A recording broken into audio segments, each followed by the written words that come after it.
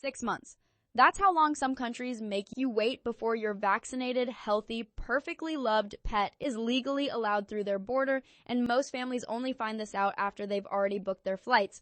Let me start with something most people do not think about until it is too late. Pets and children have more in common when it comes to international travel than you might expect. Both need documentation, both face health screening requirements, and in some destinations, both can be subject to quarantine. Let that sink in for a moment. If your dog does not have the right paperwork, your entire family's arrival experience could look very different from what you planned. So let's talk about pet carriers first, because this is where a lot of families make their first mistake. Airlines have strict rules about carrier dimensions, and these rules differ not just by airline, but by route.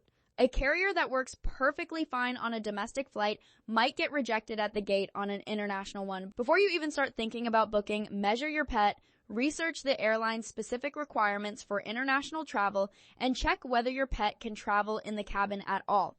Larger dogs almost always go in cargo, and that comes with its own set of rules around temperature restrictions, airline blackout dates, and specific crate certifications. Hard-sided crates for cargo need to meet IATA standards.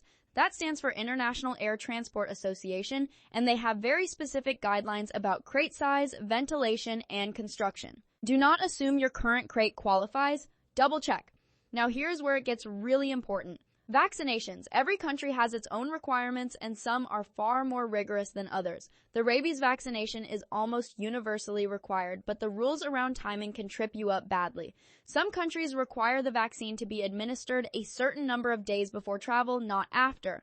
Others require a rabies titer test, which is a blood test that confirms your pet actually has sufficient antibodies. This test needs to happen at an approved laboratory, and the results need to be documented in a specific way. And here's the kicker.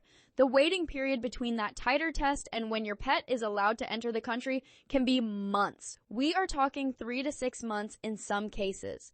If you are planning a move and you have not started this process already, stop watching this video and go call your veterinarian right now. I am serious. Come back when you have made that appointment. For families moving to places like Australia, New Zealand, Japan, or Hawaii, the rules are especially strict because these are rabies-free regions. They protect that status fiercely. Missing even one step in the process can result in your pet being turned away at the border or placed in mandatory quarantine at a government facility. That quarantine can last weeks.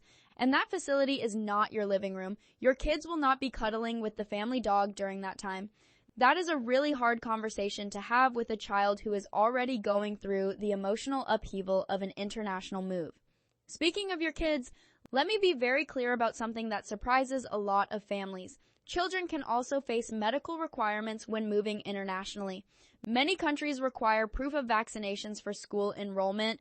Some require specific vaccines not typically on the standard schedule in your home country. A few destinations have additional health screenings required at entry, and depending on where you are coming from or where you are going, there can be disease-specific requirements. Yellow fever vaccination certificates are mandatory for entry into certain countries if you are arriving from or through a yellow fever zone. Your kids are included in that. No certificate means no entry or a quarantine on arrival. So here's what I want you to take away from this video.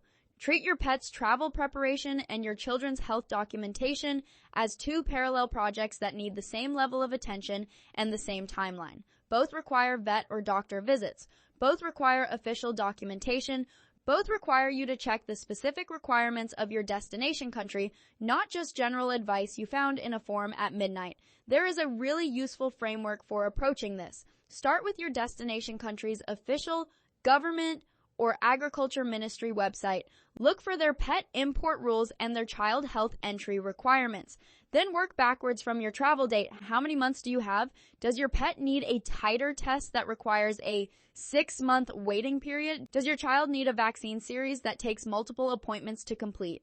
Build a timeline and stick to it. Every week you delay is a week you might not get back. One more thing I want to touch on because families ask me about this all the time. What happens if something goes wrong at the airport? If your pet's paperwork is rejected or incomplete, you need to be prepared for several outcomes. Your pet could be denied boarding. Your pet could be placed in quarantine. In some cases, pets have been returned to the country of origin at the owner's expense. This is not meant to scare you. It is meant to motivate you to get this right the first time. your family is about to embark on something incredible. Moving internationally is one of the most transformative experiences you can give your children. The key is making sure every member of your family, including the four-legged ones, arrive safely, legally, and ready to start the adventure. In the next video, we are covering schools, enrollment timelines, and what no one tells you about language barriers when your kids are new to a foreign classroom.